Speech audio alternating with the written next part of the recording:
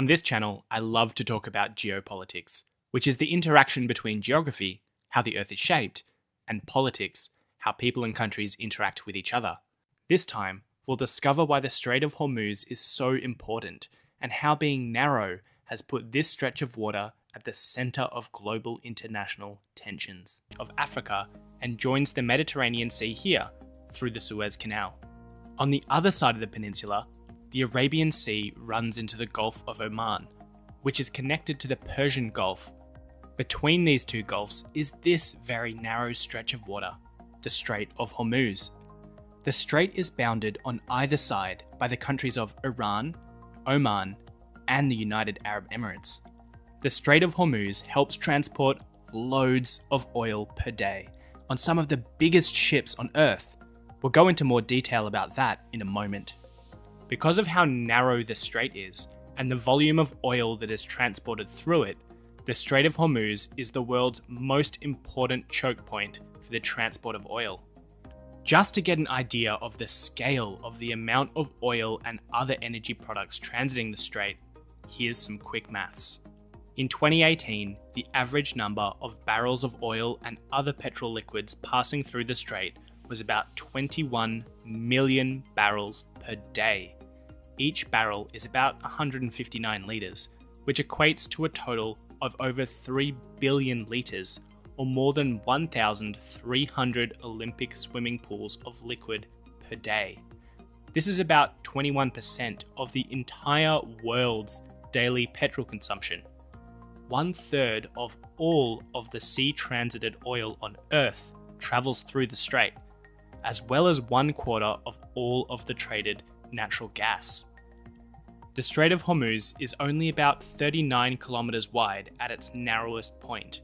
Because of this, ships transiting the strait must stick to strict shipping lanes. Despite its narrow width, the Strait of Hormuz is deep enough to accommodate the largest ships on Earth, the epically named Very Large and Ultra Large crude carriers. Large ships exiting the Persian Gulf via the Strait of Hormuz have to participate in a carefully choreographed dance. The first shipping lane starts in the territorial waters of Iran. It then passes between 3 islands, which are currently administered by Iran but claimed by the UAE. Next, our supertanker must pass into Omani territorial waters to transit the narrowest shipping lanes in the narrowest part of the strait. Once through the strait, there are more shipping lanes in the Gulf of Oman that can take ships back into Iranian territorial waters.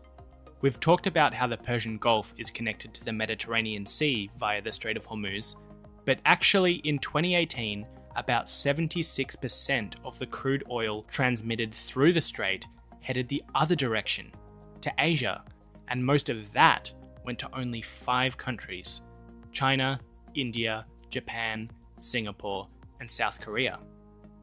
To get to the large markets in East Asia, oil tankers usually have to traverse another oil choke point, the Strait of Malacca, which we might talk about in another video.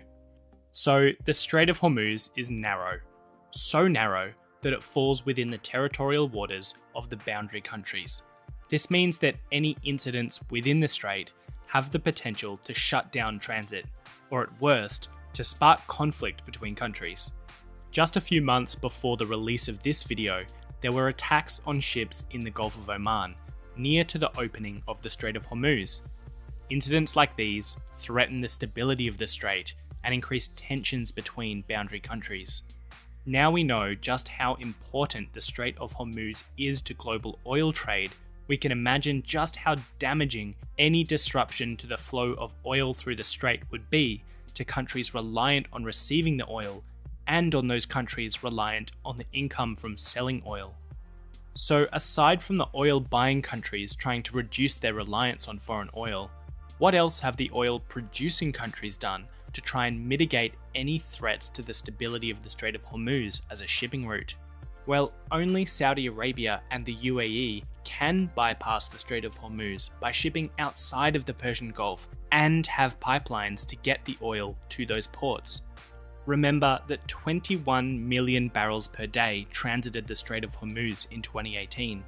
Saudi Arabia has the East-West pipeline that can transport up to 5 million barrels per day to its port on the Red Sea, although in 2018, this pipeline was only used to transport 2 million barrels per day.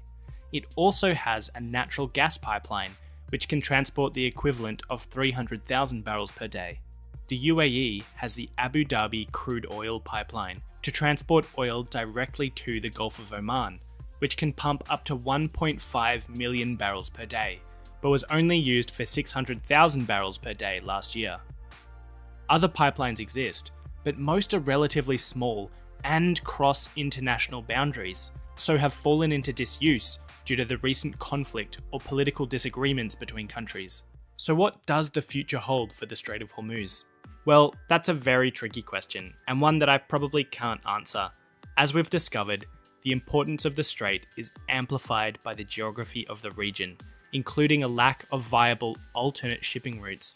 But it's also important to acknowledge that the strait is fully integrated into the territorial waters of various countries, meaning that the politics of the region affects the stability of the strait as a shipping route. The Strait of Hormuz will likely continue to be one of the most important shipping routes in the world, especially if the global hunger for oil continues.